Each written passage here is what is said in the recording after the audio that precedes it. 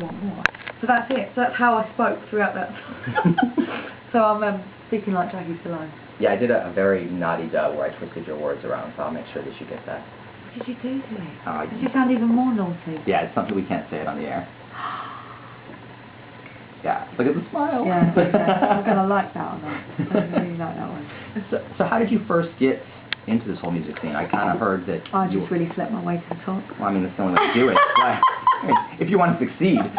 If you want to succeed, just sleep your way to the top. That's what you do. Well, do you know what? It's taken me 16 years, because I got signed when I was 17, and I thought, oh, it's going to be really easy. But it wasn't. And I got signed, and then dropped, and then signed again, and dropped, and it didn't. That Yeah track happened when I was 31, actually. So that was 30. So 14 years I've been doing it. Is that right? Yes, it's 13 years. That's crazy. That's nuts, isn't it? Yeah. So yeah. So as soon as the track broke, everything was just sort of like followed after that, and it was really lovely to get all the opportunities to write songs for other artists and to go out and sing your music and, you know, people singing your songs back to you. It's lovely, and I feel really blessed and really lucky and actually happy that it happened when I was older, as opposed to being 20 where you think, oh, this is, you know, this is supposed to happen to me. Because when you're 20 you are a bit pompous, do you know what I mean? When you're 30 you think, oh God, I'm so happy that happened.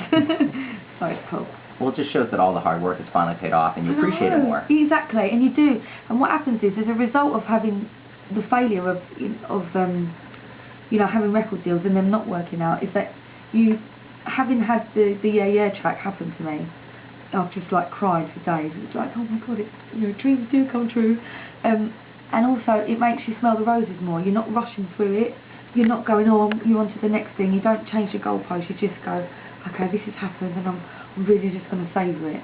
And you just feel really blessed and you feel really happy, you know, to have the opportunity. So it's nice.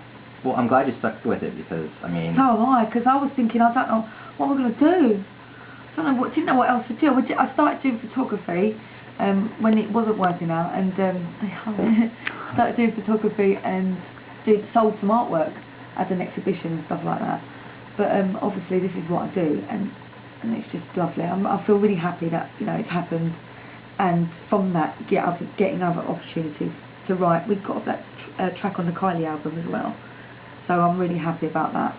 Well, I was reading your Twitter, and there was a guy who had mentioned that his quote was, "You're practically a porn star," in reference to your performance. So I wanted to know... I quite like that. I'm a crack whore. No. Yeah, no, I just quite like... Do you know when I was performing yesterday in New York, and I was doing what I was doing, and then some bloke in the front just gave me $1.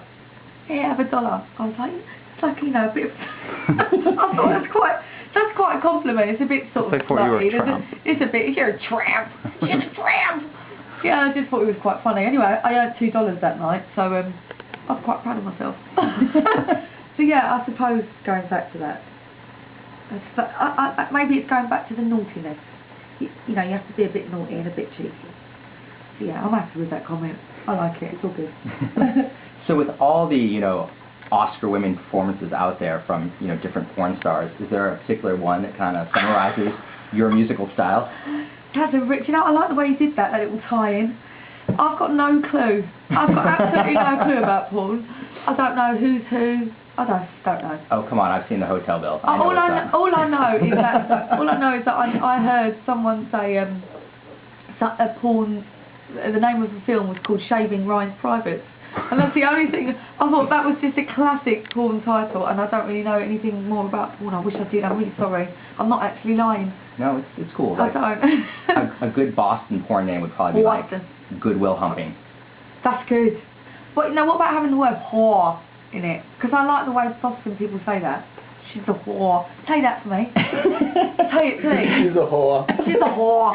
Say it again. Whore. She's a whore. That's a whore. It's all getting quite smutty now. It's great. So on like the new record and stuff. Jersey Shore. Sorry, go on. Taking it back from the smut. Yes, it's okay. Yeah. Speaking of whores, Jersey Shore. So with you being in London, how did you team up with Richard and Dennis, who were out in Los Angeles for the new single? We got hold of Dennis via had success in Europe and Australia with this I Like That track, and we wanted to get I'm half Italian, so I wanted to get some I wanted to go and perform in Italy basically, and in America. So we managed to get hold of Dennis White, Static Revenger, and through a management and blah blah blah, and he sent us this track, the backing track for I Like That. It was just like an 8-bar groove, and I just flipped out. I hadn't been that excited since Yeah, and just wrote the track, wrote the ideas in a couple of days, and just edited, and until we sent it back to Dennis, and they flipped out. And I thought, as we were writing, I was thinking this isn't going to happen in England because it's too left of centre, and it's not commercial enough, so it doesn't really fit on the underground thing. It doesn't fit on Radio 1. It doesn't fit into any particular genre. So I just thought, well, just do it because you love it. And look what happened. And we actually did the video. Dennis said, "Do you want to, shoot some scenes around? London?" And we're like, "Yeah." Thinking, obviously I've done videos before, but I've never made your own video. So the video, have you seen the video? Yes. The video cost £500. That's all it cost, because we just went around the streets of London. We were in his brother's flat. Some of the darkened scenes were in his corridor with all the door shut and torches. Flashes, and it was. We had to get up at 5 o'clock in the morning as well. Yeah, it was on the Millennium Bridge at 6 in the morning. I was in makeup at 4:30. And so we just did it ourselves, just us three.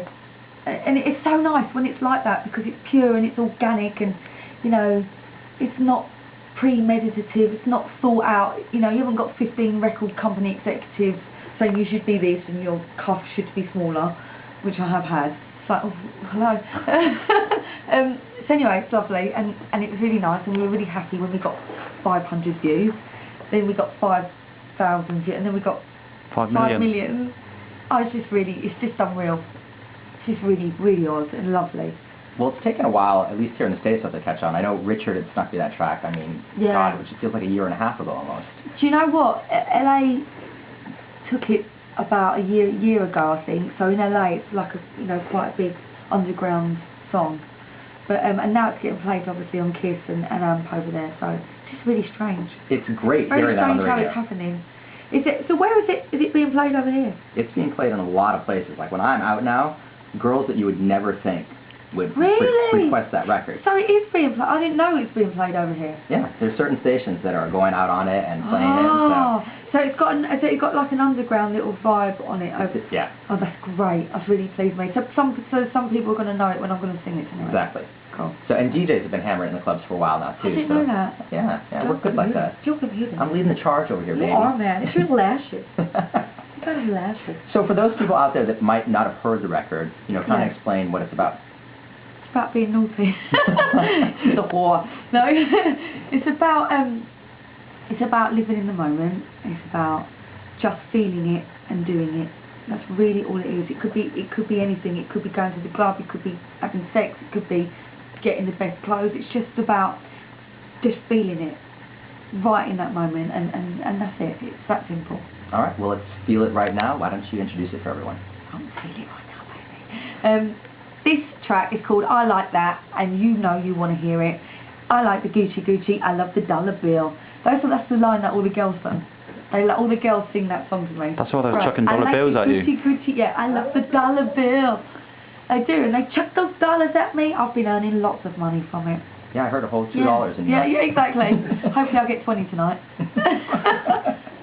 Thank you so much, Joe. Thanks so much for joining us. Do you want me to say anything else? I would love you, yes, to, instead of doing I Like That, I want you to do a version where it goes I Like Joe.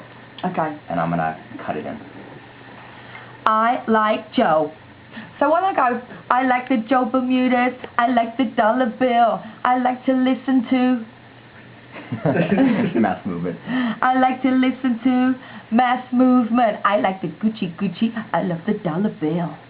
Joe Bermudez in the house, Mass Movement, you know where it's at. Perfect. Thanks.